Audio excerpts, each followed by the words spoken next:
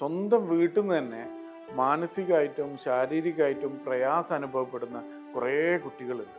നമ്മൾ ഏറ്റവും സേഫ് ആണെന്ന് നമ്മൾ കരുതുന്ന സ്ഥലമാണ് നമ്മുടെ സ്വന്തം വീട്.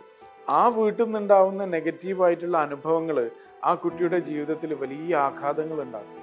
നമുക്ക് പുറത്തുനിന്നൊക്കെ ഉണ്ടാവുന്ന പ്രയാസങ്ങൾ പറയാനുള്ള ഒരു ഇടാണല്ലോ വീട്. ആ വീട്ടിൽ നിന്ന് തന്നെയാണ് പ്രയാസം ഉണ്ടാവുന്നതെങ്കിൽ നമ്മളിത് ആരോടാ പറയാ? ചില കുട്ടിക്ക് വീട്ടിലേക്ക് പോകാൻ തന്നെ പേടിയായിരിക്കും.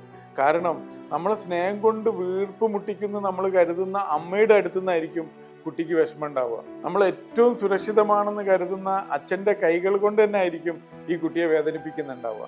മക്കള് ശാരീരികമായിട്ടും മാനസികമായിട്ടും ഏറ്റവും കൂടുതൽ സന്തോഷം കണ്ടെത്തുന്ന ഒരിടമായിട്ട് നമ്മളെ വീട് മാറണം.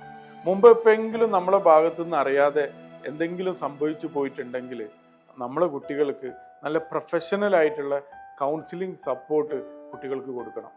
ഇനി അങ്ങനത്തെ ഒരു പ്രയാസം നമ്മളെ ഭാഗത്തുനിന്നില്ല എന്ന് നമ്മൾ ഉറപ്പ് വരുത്തുകയും വേണം.